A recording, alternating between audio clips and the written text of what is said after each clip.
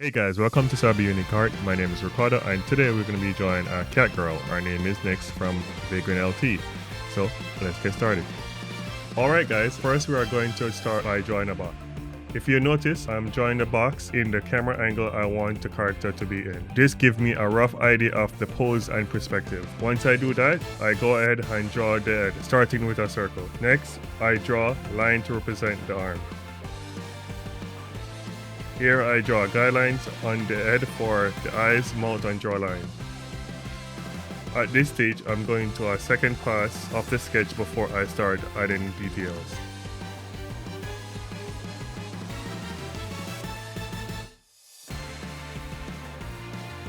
I am going to define the body shape as well.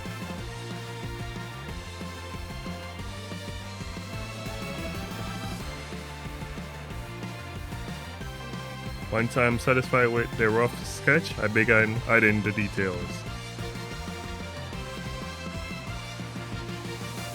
Here I have her looking directly at the viewer.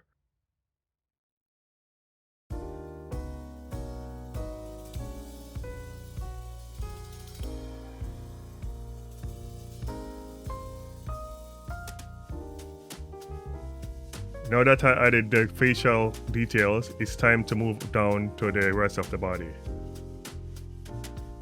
I'm also adding the clothing as I continue detailing the character.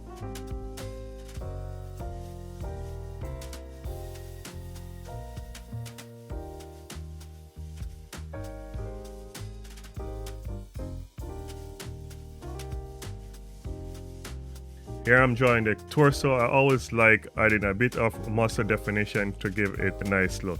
I tend to draw female hip a bit wider than normal to emphasize the curves. I decided to draw the leg pose for a better stance. Now it's time for inking, and I'm using the vector pen. It makes life a lot easier. When you're drawing long lines, you want to use your elbow, not your wrist. For short curves line like these, try to draw them in a single stroke.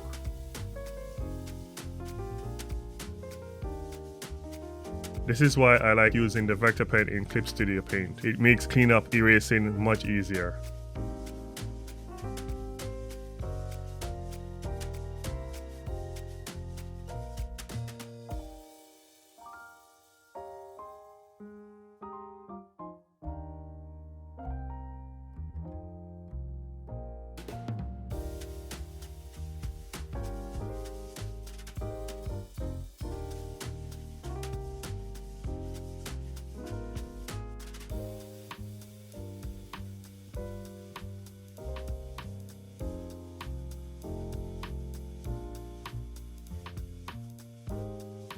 Alright, once I'm finished cleaning up the line art, it's time for coloring. I already have a background in mind from Vaygren game, so I insert it, then I use the lasso fill tool to fill the character with white. The goal here is to establish the lighting so the character feel like she's a part of the background. I'm using gray and I set the layer to multiply. I'm using gray to create a rough lighting pass that will serve as a reference when I start applying the colors.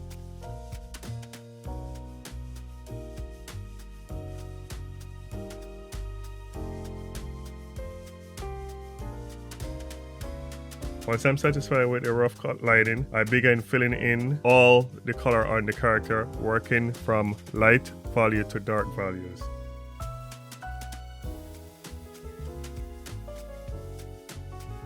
When that's done, I'm using the gray lighting pass as a guide to paint in all of the character shadows. For the shadow colors, I sample colors from my character reference image in the display on the left side of my screen. I continue doing this throughout the entire picture.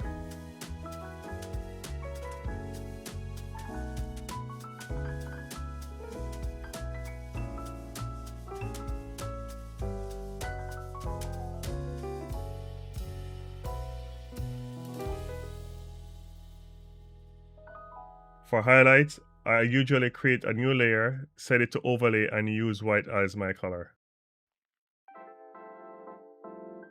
Then I lower the opacity until it looks the way I want.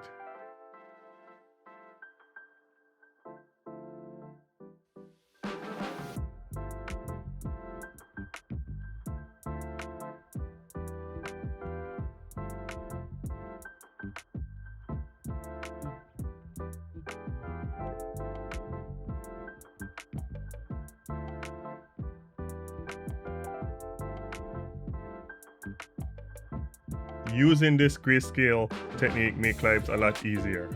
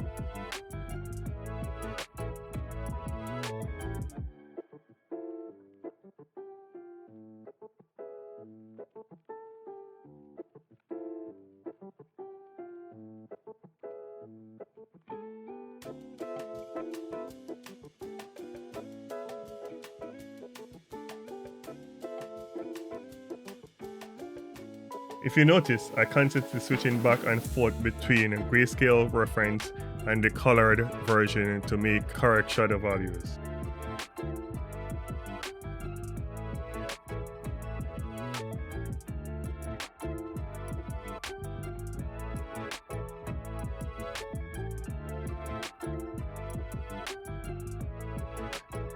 Here I'm using the hairbrush to add a bit of more shadows. You don't have to do this, this is just one of my personal touches. Now it's time to work on the face, and I'm using the same technique as usual.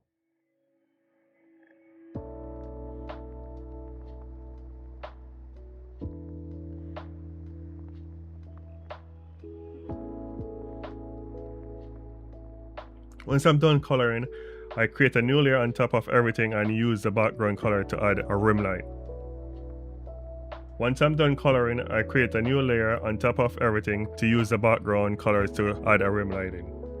And there you go, guys. If you like this video, give me a thumbs up. If you have any question, leave me a comment below.